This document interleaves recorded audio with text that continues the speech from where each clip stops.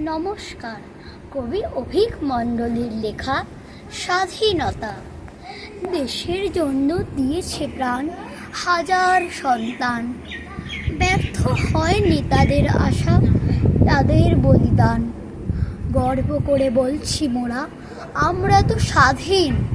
বলেছিলাম, বলবো আবার, বলবো চিরদিন।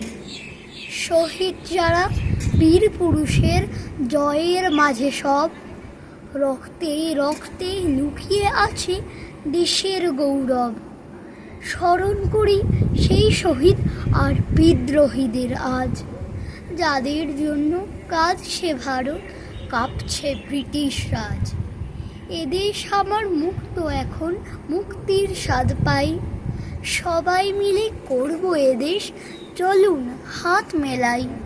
গেরুয়া সাদা সবুজ নীলের অপূর্ব সংমিশ্রণ, স্বাধীন মোরা গাইব আজি বন্দে মাতরম। নমস্কার।